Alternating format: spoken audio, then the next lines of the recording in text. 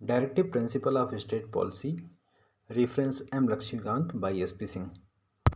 DPSP Indian constitution के part 4 article 36 to 51 में mention है।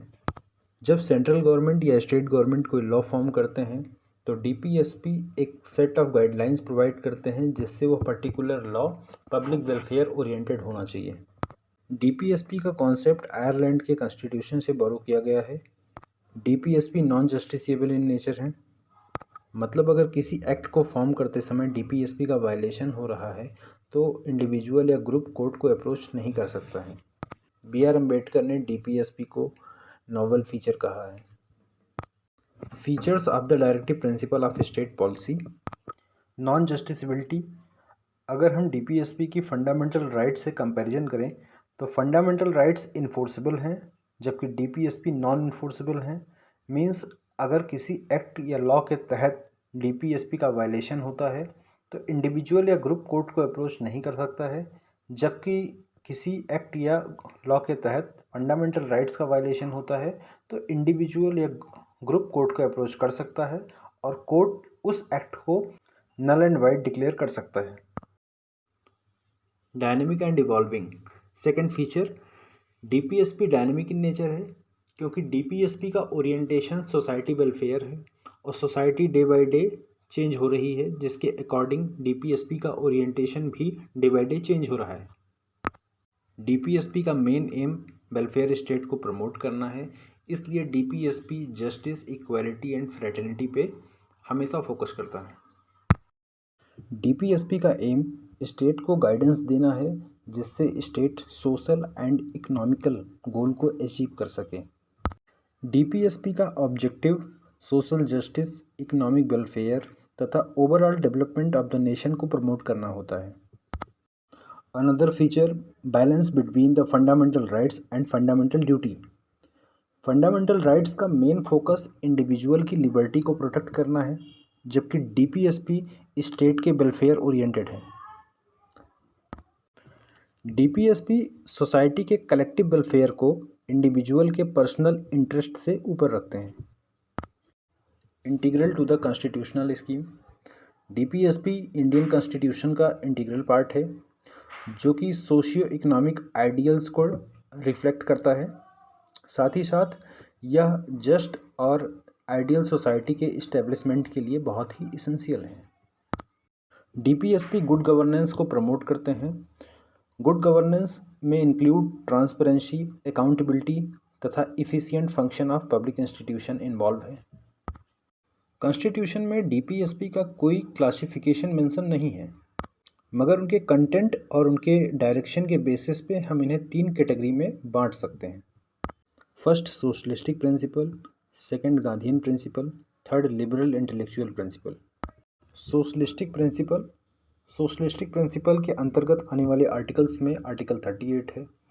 आर्टिकल 38 में state shall issue a social order for economic and political justice and also minimising the inequality of income, status, facility and opportunity. Article 39 also related to socialistic principle.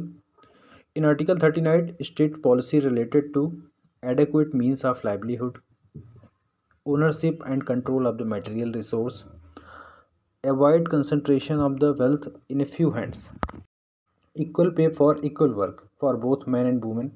अगर किसी काम को कोई महिला या पुरुष कोई भी करे तो उसके लिए सेम वेजेस ही मिलना चाहिए। Protection of the strength and health of the workers. Another feature, child and youth shall not be exploited. Article 41 deals with right to work, to education and to public assistance. Article 42, state shall make provisions for securing just and human condition of work and for maternity relief. यह state की responsibility है कि state ऐसे provisions create करे जिससे workers को working place पे human treatment, साथ ही साथ महिलाओं को मैटरनिटी रिलीफ भी मिल सके। Article 43 deals with the workers living wages and decent standard of life. Article 43A, state shall take steps to secure the participation of worker in the management of industry. Another articles 47 raise the level of nutrition and standard of living of the people. यह state की responsibility है कि वह nutrition level को बढ़ाए, साथ ही साथ living standard और पब्लिक हेल्थ को भी इम्प्रूव करें। मिनिमम वेजेस और लिविंग वेजेस में difference. Minimum wages lowest legal amount होता है जो आपको पर घंटे काम करने के लिए मिलता है, और जबकि लिविंग वेजेस वो अमाउंट होता है जो कि वर्कर्स को उसके बेसिक नीड्स और उसके हाउसिंग, फूड, हेल्थ केयर और अदर इसेंशियल एक्सपेंस के लिए रिक्वायर होता है। मिनिमम वेजेस का पर्पज़ वर्कर्स को एक्सप्लॉयटेशन से बचाना होता है, जबकि लिविंग वेजेस का पर्पज़ वर्कर्स को एक्सप्लॉयटेशन से बचाने के साथ उनकी अनदर रिक्वायरमेंट्स को फुलफिल करना भी होता है। Gandhian principle. Gandhi self government या लोकल गवर्नमेंट को प्रमोट करते थे, इसलिए article 40 organisation of village panchayat Gandhian principle के अंतर्गत आता है। Article 43 state shall endeavor to promote cottage industry on the individual or cooperative basis in a rural area. Article 43B also related to the cooperative society. Article 46 related to educational and economic interest of the weaker section. Weaker sections में specially schedule caste, schedule tribe या other weaker sections आते हैं। Article 47 related to public health and prohibition of consumption of intoxicating drinks, drugs, etc., which are injurious to health. Article 48 related to prohibition of slaughter of cow, calves, and other milch. DPSP based on the liberal intellectual. Article 44 uniform civil code है, जिसमें हर धर्म, जाति, संप्रदाय या वर्ग के लिए पूरे देश में एक ही नियम है। Article 45 to provide early childhood care and education for all children until they complete the age of 6, मतलब 6 साल तक के बच्चों के लिए कंपलसरी एजुकेशन प्रोवाइड करना स्टेट की रिस्पॉन्सिबिलिटी है। Article 48 related to agriculture and animal husbandry. Article 48A to protect and improve the environment and safeguard the forest and wildlife of the country.